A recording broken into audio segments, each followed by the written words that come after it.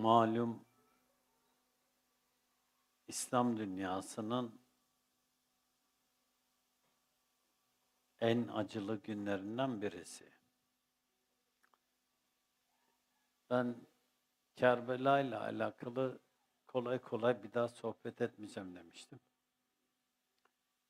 O yüzden bugünkü sohbet konusu Ehl-i Beyt sevgisiyle alakalı.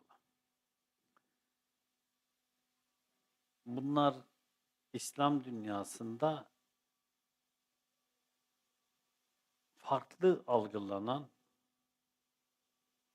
belki de bunu ayrıştırmak için konuşmuyorum, Ehli sünnet tarafından çok cesaretlice konuşulmayan konulardan birisi Ehl-i Beyt sevgisi. Çünkü Ehl-i Beyt sevgisi sanki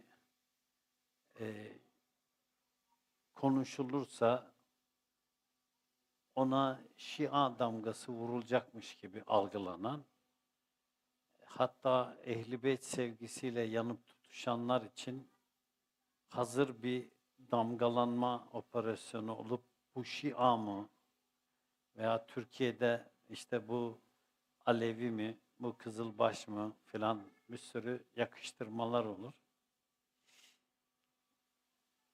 Bunu ben söylüyorum dedi. Bu fakir de yaklaşık Sufilikle tanıştığından beri Ehl-i Beyt sevgisiyle alakalı sohbet ederiz. Hatta bununla alakalı Ehl-i Beyt sohbeti yaptığımız için de işte bize de yakıştırırlar o Alevi diye. Ehl-i Beyt'i sevmek Alevilikse Aleviyiz. Ehl-i Beyt'i sevmek Şialıksa Şiayız. Ehl-i Beyt'i sevmenin üzerine ne yakıştırıyorlarsa o yakıştırılanlardanız. Sıkıntımız yok bizim. Bu konuda hani ayet-i kerimede onlar kınanmaktan korkmazlar diyor. Bu fakir de kınanmaktan, taşlanmaktan, arkasından gıybete edilmekten, iftira edilmesinden korkan bir kimse değil. O yüzden çok rahat bir şekilde Ehl-i Beyt'i sevdiğimizi açıkça beyan ederiz. Bunun da arkasında dururuz. Hatta bazen zaman zaman örneklerim ben. Biz yeni dervişken ders kağıtlarında Şehid-i Kerbala 72 Şüheda diye ibare vardı. O ders kağıdından dolayı Bayındır'da oradaki bazıları işte onlar Alevi gibisinden laf söylemişler, dedikodu çıkarmışlar. Benim tabi umurumda değil. Bir de aile olarak biz böyle Ehl-i Beyt sevgisinin içerisinde büyümüş bir aileyiz. Babamın dini kitaplarının içerisinde Hazreti Hüseyin Efendimizin ve Şehidi Kerbala'yı anlatan kitapları vardı. Çok iyi hatırlıyorum. Allah rahmet eylesin. Biz o kitapları da gördük, okumasak da gördük. Babamın meşhur dini kitaplarıydı.